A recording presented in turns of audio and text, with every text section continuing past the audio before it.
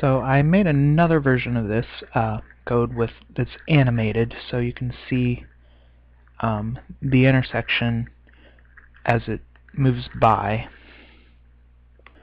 That is the intersection between the cylinder and the cone as it moves by. And basically, this is meant to show what the Lorentz contraction of an object would look like as it went by.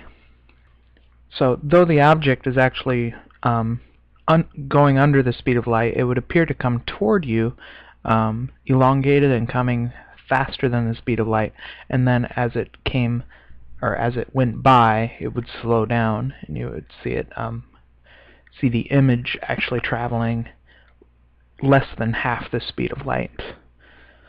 I'll kind of delve into the code a little bit here.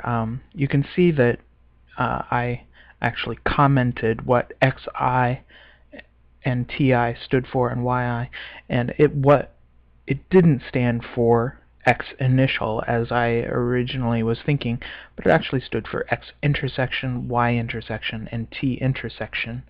So that just represents the locus of points x, y, and t where the cone and the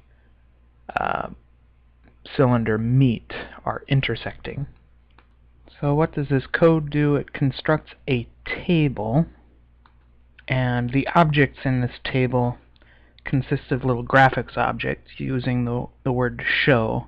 All this is just kind of like preparation for generating that show. And so the table is changing. It's kind of generated a little bit artificially rather than basing it on an object that is moving. It's just changing the initial position, the initial x position, which is essentially the same as causing it to move. So t equals 0 state, it always stays at, but instead of incrementing the time, I incremented the initial position and kept it at t equals 0 the whole time. T equals 0 representing like t equals now. And really that's kind of a requirement for using the Lorentz transformation, is that that now, here and now, be at the 0, 0 point. If you don't use now as your basically fulcrum of rotation, then this gets kind of confusing. You basically need to kind of transfer the time so that the 0 point is where the 0 point in time is where the observer is observing, and then you'd have to put it back where it was. So that's why I did it that way.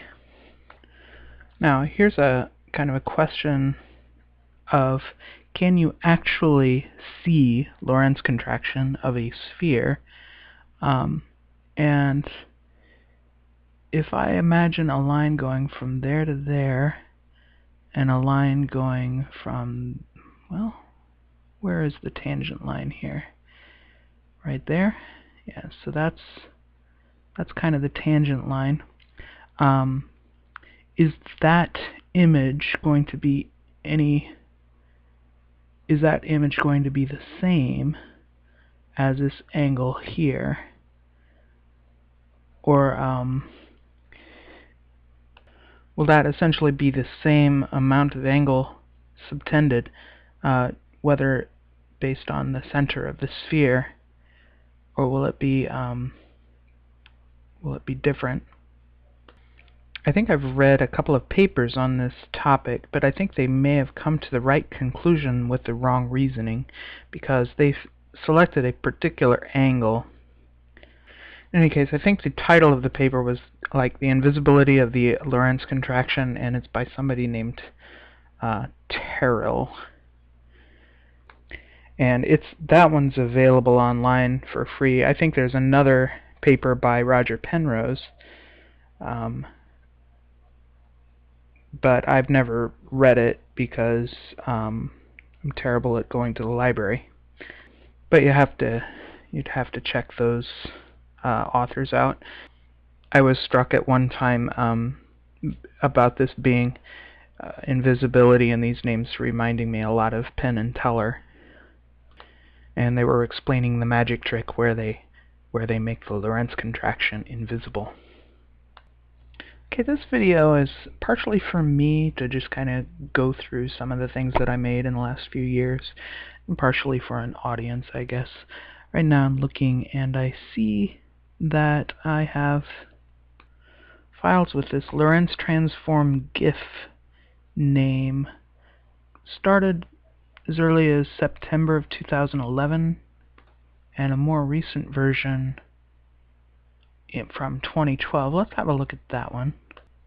Let's skip to the end and look what it does before I try to figure it out. It creates a count and a set, and these are manipulatable quantities.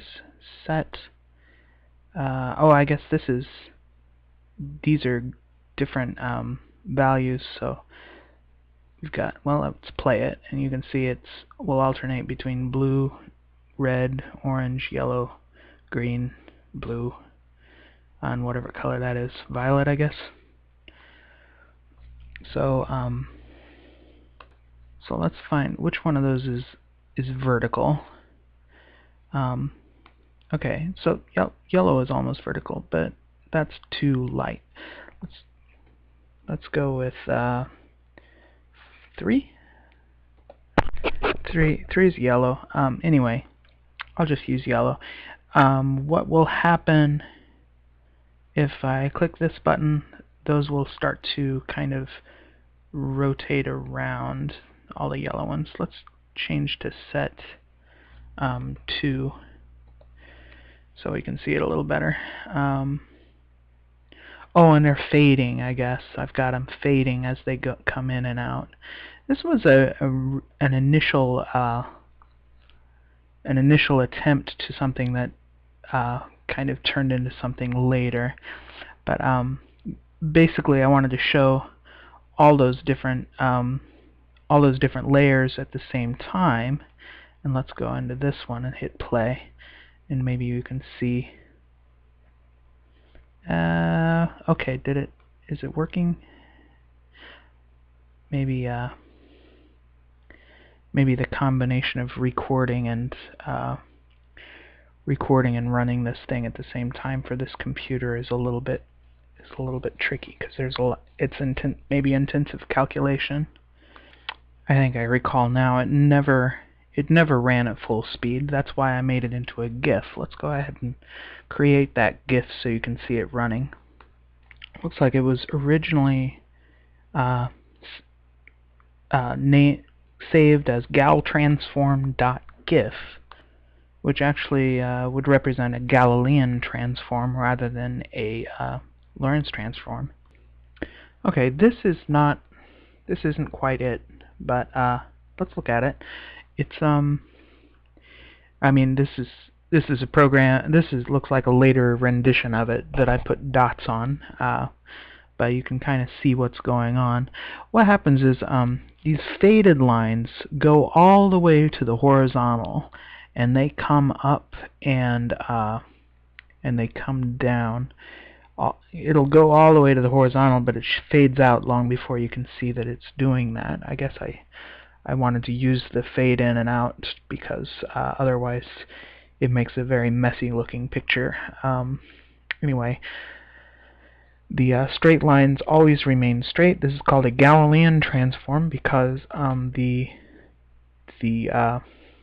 basically you can have infinite velocity. Basically, if this were a space-time diagram, you'd be this is like a continuous transformation of something accelerating from negative infinity to positive infinity velocity. So the version of it that I have here is still early in the process, or I was still working towards creating that. Okay, so if I search for star transform.gif, I've got a couple of other transforms. The rotation transform, which I remember used a similar which used a similar, almost exactly the same program, with only one thing changed. Instead of using a Galilean transform matrix, I used a rotation transform matrix. And this one is basically rotating the coordinates around. And then I have the Lorentz transform, which instead of using rotation instead of using the rotation transform, I used a Lorentz transform. And now this one, you can see the lines the vertical lines never become horizontal. They stay under, or this is the maximum slope for the horizontal lines, and it's the minimum slope for the vertical lines. So everything stays at least at a 45-degree angle. So this is a way of transforming the space-time in such a way that nothing that's moving slower than the speed of light can get faster than the speed of light.